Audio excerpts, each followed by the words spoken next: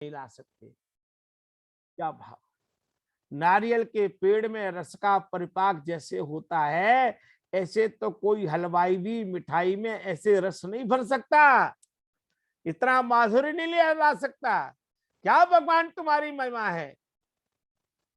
हमारे एक मित्र हैं, वो अजमेर के पास एक स्थान है, और वहां वो गुलाब की खेती करते हैं, और वो गुलाब गुलकंद बनाते हैं। क्या उसमें रस है, क्या गुलाब के फूलों में सुगंध है।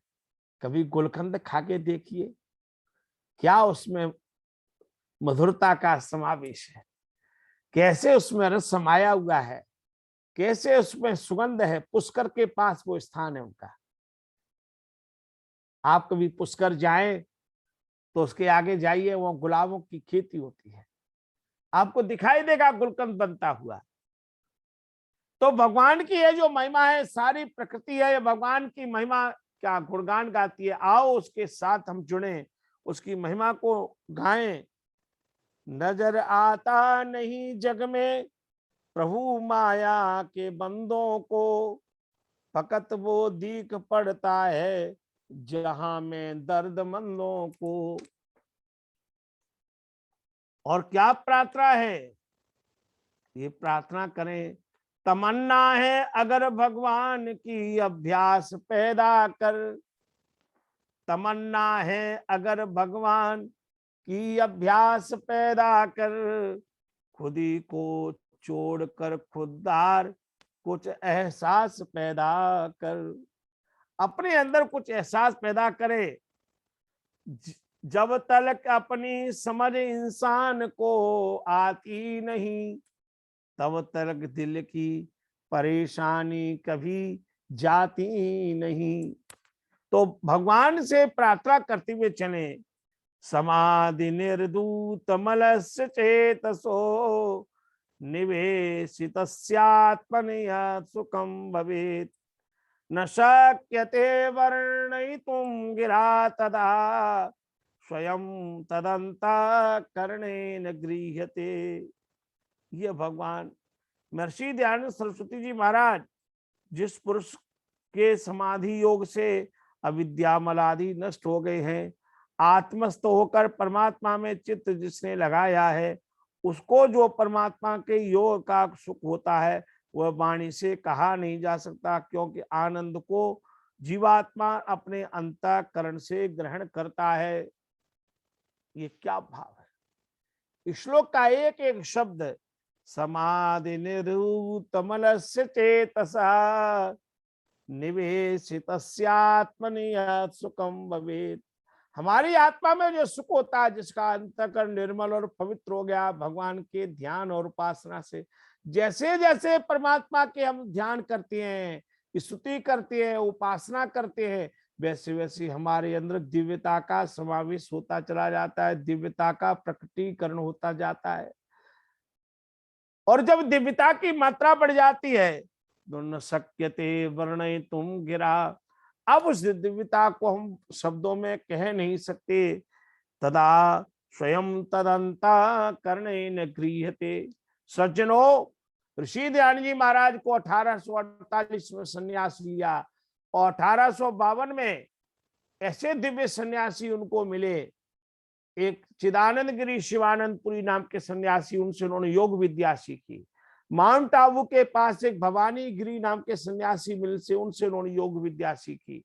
जहां से नर्मदा नदी निकलती है, अमरकंटक, 3 वर्ष तक स्वामी दयानंद महाराज ने अमरकंटक में साधना की, वहां अभ्यास मिला। मैं प्रमोद जी से प्रार्थना करूंगा, कभी प्रयाग में बैठ करके हम लोग ऐसा उपक्रम बनाएं, 1 दिन 2 दिन बैठ करके अखंड गायत्री का जप करें, मौन धारण करें, बैठ करके भगवान की उपासना करें। ललितपुर से भी सब लोग आए, हम लोग भी सब लोग यहाँ आए, भिन्न भिन्न स्थानों से चले, और आइए बैठिए इन नदियों के किनारे। इसलिए हमारे शास्त्र में कहा गया, संगमे च नदी नाम धिया विप्रो जायत। प्राचीन काल का वह समय था जब ऋषि मुनि घर से निकलते थे और नदियों के किनारे बैठ जाते थे, जप करते थे। मैं आपसे, आपने गंगा के संबंध में मुझसे पूछा था, और मैं प्रमोद जी आपसे कहना चाहता हूँ, ये गंगा की ऐसी शाश्वत निर्मल धारा है जहां बैठ करके ऋषियों मुनियों ने हजारों वर्षों से तप किया है। ये वो निर्मल धारा है जहां बैठ करके हमारे प्राचीन काल के ऋषियों मुनियों में जब आप देखेंगे, उसी स्थान पर महर्षि व्यास ने कथा कही, वहीं पर सुखदेव ने अपने शास्त्र उपदेश कहे। ये नर्मदा साक्षी है, यमुना साक्षी है, सरस्वती साक्षी है, ब्रह्मपुत्र साक्षी है, गोदावरी का साक्षी है, सरयू साक्षी है, और हमारी गंगा नदी साक्षी है ऋषि मुनि के तप का। तो कभी प्रोग्राम बने, हमारे पुरुषोत्तम दुबे जी, हमारे लखनलाल जी ललितपुर से चलें, कुछ और दूसरे स्थानों से चलें, मैं ग्वालियर से चलूं, और हम सब लोग एक बार एक नदियों के किनारे बैठे, कभी गोदावरी के किनारे चले, कभी यमुना के किनारे चले, कभी गंगा के किनारे चले, कभी ब्रह्मपुत्र के किनारे चले, और एक एक वर्ष में नियम बनाए कि एक वर्ष में 2-3 दिन नदियों के किनारे रहें, तो भारत की नदियों की भी यात्रा हो जाएगी। और तब वहां बैठ करके हमें एहसास होगा, कभी यहाँ पर अगस्त ऋषि रहे थे, इसी पर अत्रि ऋषि ने तपस्या की थी, इसी भूमि पर पाणिनि ने तपस्या की थी, यहीं पर चाणक्य ने साधना की थी। यह भारत की ऋषियों की भूमि है। आओ भगवान की स्तुति करें, उपासना करें, और भगवान की जय जयकार करते हुए धन्यवाद करें। इन शब्दों के साथ ओम शांति शांति शांति।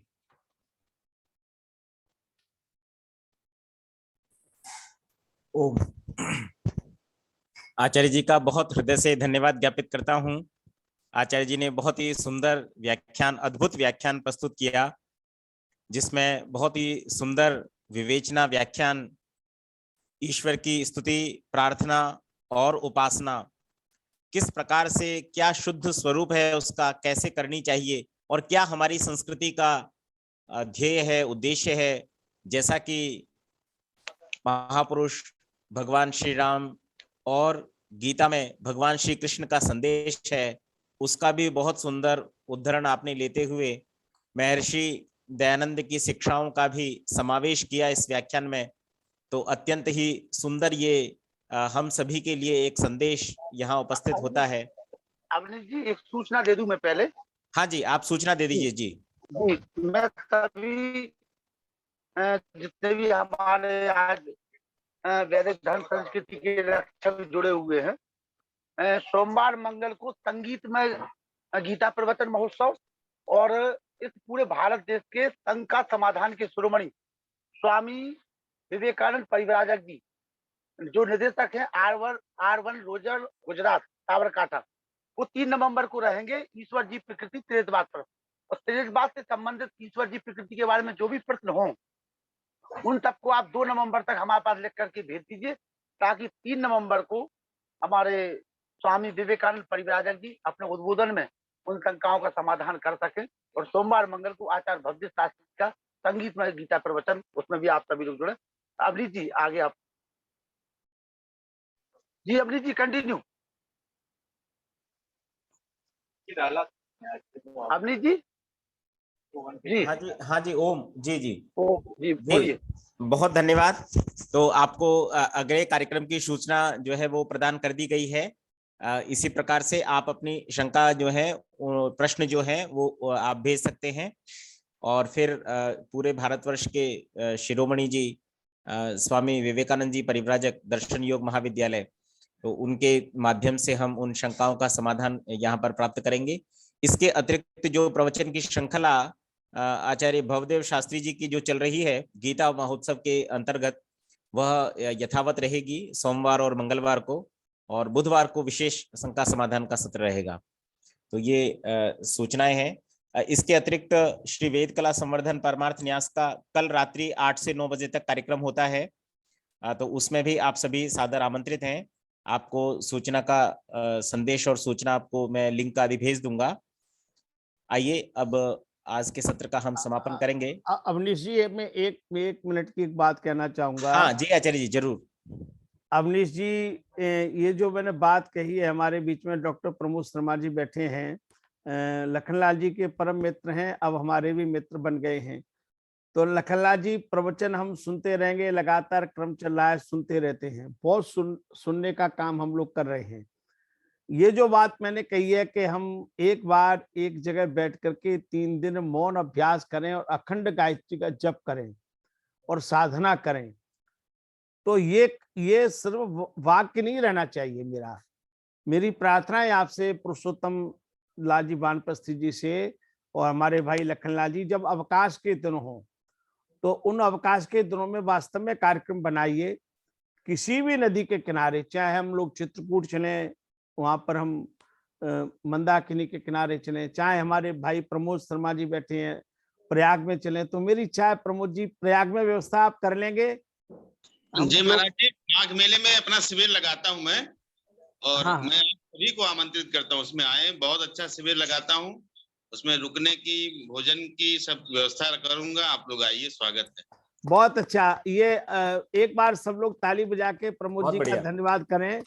और अवनीश जी, हम लोग जयपुर से आप लोग आइए, प्रोग्राम बनाएं और 3 दिन वहां रहें और नियमित गायत्री का जप हो, अखंड रूप जप चले और मौन धारण करें, साधना करें, तब हमारे प्रवचन फलीभूत होंगे।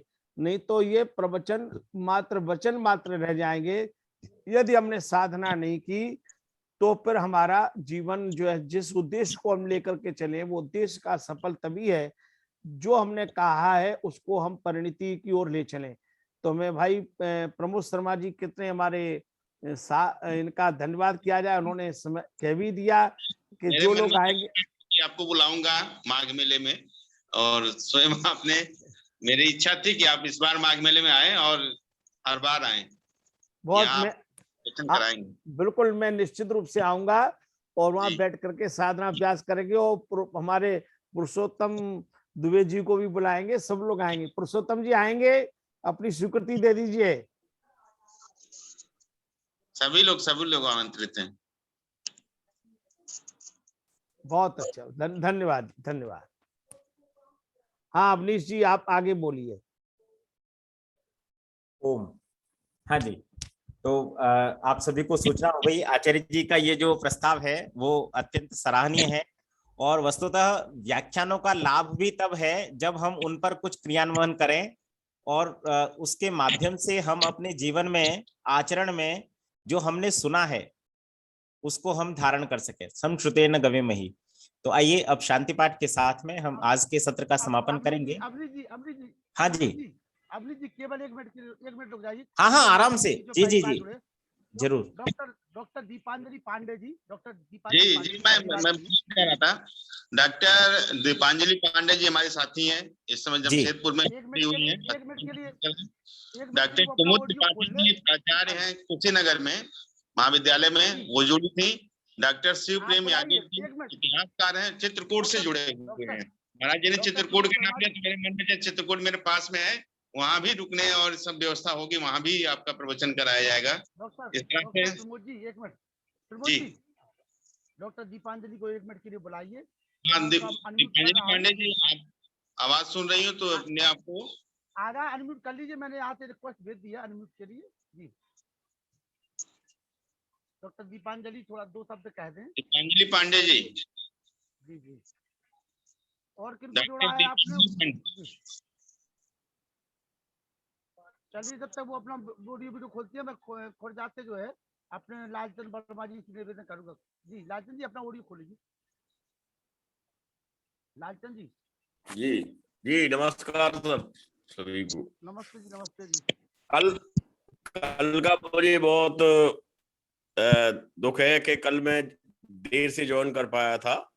आज मैंने प्रारंभ से ज्वाइन किया तो महाराज जी के जो प्रवचन हैं और वास्तविकता पर आधारित हैं, मुझे बहुत अच्छा लगा, बड़ा आनंद आया और बहुत ही अच्छा लगा।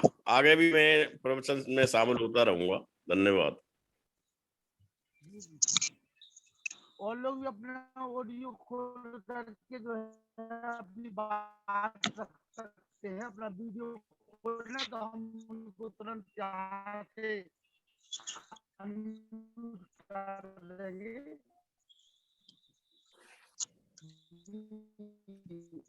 चलिए, लगता है कि दीपांजलि पांडे जी ललितपुर से ब्रजेंद्र कुमार जी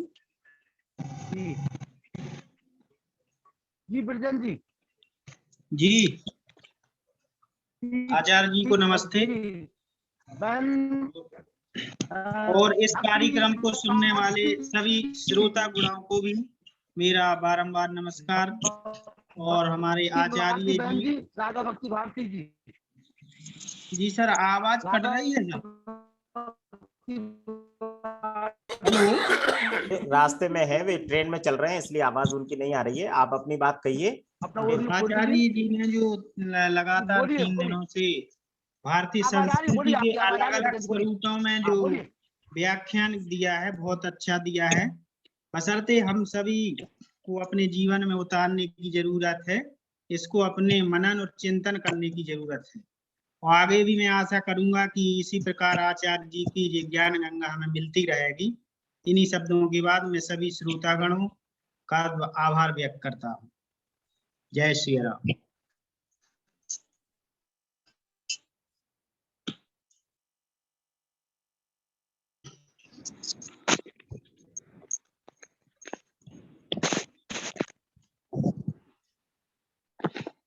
आवाज कट रही है। अवनीश जी आप ही बोलिए। हाँ जी, ओम। तो मैं समझता हूं कि अब और भी कोई सज्जन यदि अपने विचार रखना चाहें तो स्वागत है। नहीं तो फिर अब हम शांति पाठ के साथ में आज के इस सभा का समापन करेंगे और उसके पश्चात सूचनाएं आपको दे दी गई हैं। तो इसी प्रकार जो अगला कार्यक्रम होगा उसमें हम सोमवार से पुनः जुड़ेंगे। समापन करवाइए आप। ओम जी। ओम द्यौ शांतिरंतरिक्षं शांतिः पृथिवी शांतिरापः शांतिरोषधयः शांतिः वनस्पतयः शांतिर्विश्वे देवाः शांतिर्ब्रह्म शांतिः सर्वं शांति शांतिरेव शांति सामा शांतिरेधि। ओम शांति शांति शांति। जो बोले सो अभय। वैदिक धर्म की जय हो। मर्यादा पुरुषोत्तम महाराज श्री रामचंद्र जी की जय हो। योगीराज महाराज श्री कृष्णचंद्र जी की जय हो। वेदोद्धारक जगत गुरु महर्षि दयानंद सरस्वती की जय हो। भारत माता की जय हो। गौ माता का पालन हो। आर्य समाज अमर रहे। वेद की ज्योति जलती रहे। ओम का झंडा ऊंचा रहे। प्रणव ध्वनि ओ।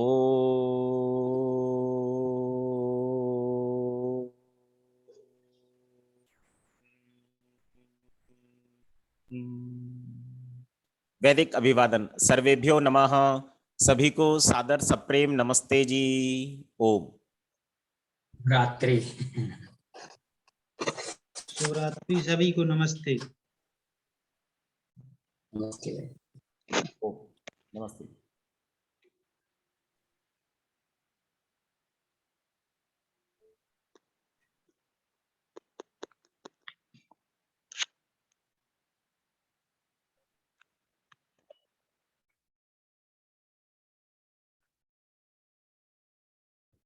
मनो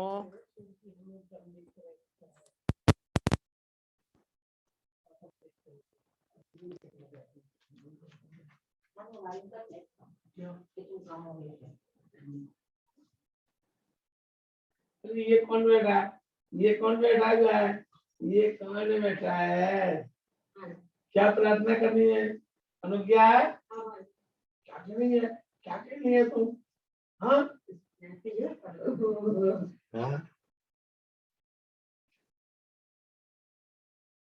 अभी कैसे बैठे क्या ना? हाँ